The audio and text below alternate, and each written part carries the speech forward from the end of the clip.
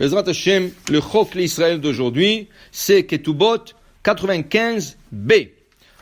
Dit la Gemara, Amar Rabbi Yossi bar Chanina, Kol melachot שהאישה עושה לבעלה, אלמנה עושה ליורשיה, חוץ ממזיגת הכוס והצעת המיטה והחצת פניו, ידיו ורגליו. Dit Rabbi Yossi bar Chanina, tout le travail qu'une femme fait pour son mari, elle le fera aussi pour les héritiers. Qui veut dire, alors avant, quand il y avait la Ktuba, alors le mari est décédé, il y avait la Ktuba. Qu'est-ce qui est arrivé? La famille prenait en charge la veuve, que ce soit les enfants, que ce soit les frères du mari, et il nourrissait la femme, et il lui donnait sa Ktuba. Deux fois, il ne voulait pas s'occuper d'elle, alors il lui payait la Ktuba, et comme, entre guillemets, il s'est débarrassé d'elle. Maintenant, si ils étaient assez gentils pour s'occuper d'elle, la Gemara, Rabbi Yossi bar Chanina, dit que toutes les choses qu'elle faisait pour son mari, elle doit faire pour les héritiers, pour leur rendre service aussi à eux. Et il la rend service. Pourquoi? Parce qu'il la laisse dans la maison chez son mari. Normalement, ils peuvent lui dire, écoute, c'est fini, ton mari est décédé, tu peux partir. Okay? Alors, eux, ils sont gentils, ils la laissent chez elle. Il s'occupe d'elle, il lui donne à manger, il la vêtit, alors au moins qu'elle fait tout. Mais il y a des choses qu'elle n'a pas le droit de faire pour les héritiers. Par exemple, Mezigat Akos. Elle peut donner un verre de vin à son mari, mais aux héritiers, elle ne peut pas. Sauf si c'est ses enfants. Une mère peut servir son fils. Mais si c'est le beau-frère, une femme n'a pas le droit de servir son beau-frère. La même chose, aujourd'hui, ça s'applique aujourd'hui, quand on reçoit des invités, on veut servir du vin, l'homme, l'hôte de la maison, il sort, il sert tout le monde, les hommes, et la femme servira la femme. Mais l'homme, tu ne peux pas servir à une femme. Okay? À ta femme, oui, mais pas à une femme invitée. Okay? Si une femme est invitée, tu ne peux pas la servir. La même chose, ta femme ne peut pas servir aux hommes. Alors les hommes servent les hommes et les femmes aux femmes. Alors, dit Rabbi Yossi bar Chanina, la même chose, la veuve ne peut pas servir pour les héritiers. Mezigat Akos, Atzahat Amita, arranger le lit. Ta femme arrange le lit. Ta fille peut arranger ton lit. Toi, tu peux arranger le lit de ta femme. C'est une mitzvah, c'est une grande mitzvah aussi que tu arranges ton lit chaque matin. D'ailleurs, il y a un capitaine, un général d'armée. Récemment, il y a une vidéo qui a circulé sur l'internet. Il a dit qu'un homme, s'il veut être réussi dans la vie, il doit commencer quelque part. Et lui, comme un général d'armée, a dit, tu sais où que tu commences? Arranger ton lit le matin. Si tu arranges ton lit le matin, tu es un homme.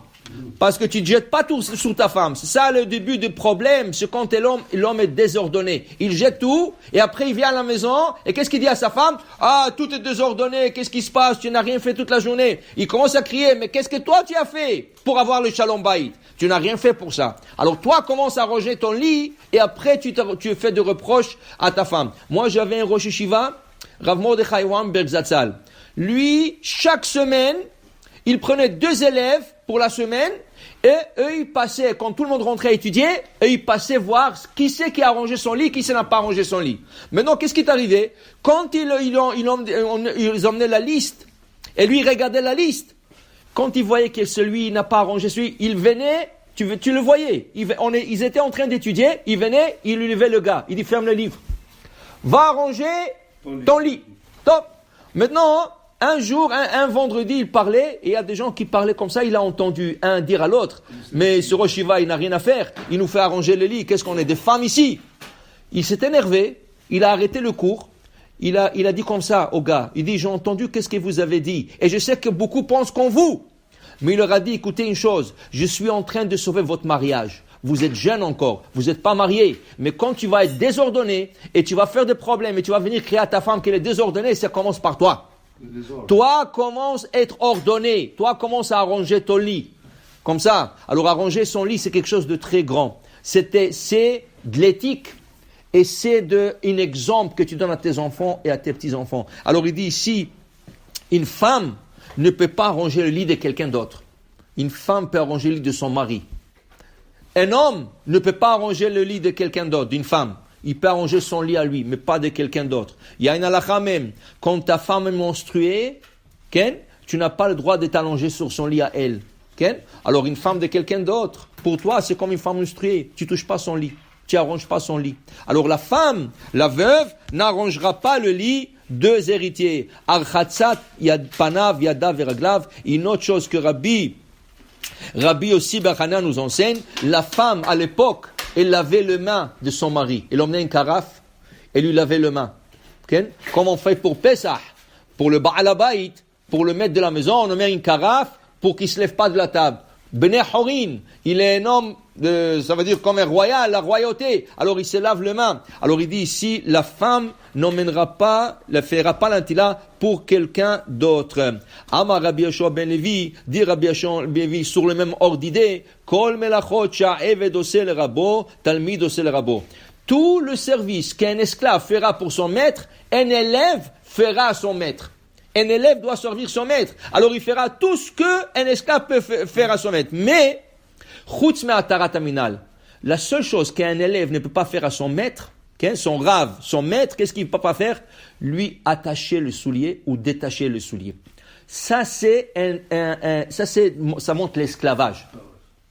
Ça montre l'esclavage. Mais la Gemara nous dit, Hu de l'homme anach tfilin. Ça c'est pourvu qu'il ne met pas de tfilin. Mais s'il a le tfilin et il veut attacher le soulier de son rave, il a le droit. Pourquoi? Le tfilin, ça montre un signe de liberté. Un esclave n'a pas le droit de mettre le tfilin. Alors lui qui met le tfilin, il n'y a aucun problème. Et la Gemara dit à Rabbi Chia Baraba, à Rabbi Yochanan, Kol amonea talmido mishamsho, kilu memonea menu hesed. Si tu laisses pas ton élève te servir, c'est comme si tu lui empêches de faire du hesed. C'est pas bon. Des fois, tu laisses le servir. Des fois, le Rav, il va dire, non, ne me fais pas ce service, ne m'emmène pas là-bas, ne me fais pas ça. Non, laisse-le. Le passe comme ça, comme tu l'apprends pour faire hesed, et tu lui donnes la chance de faire du hesed. Baruch Adonai le'olam. Amen ve amen.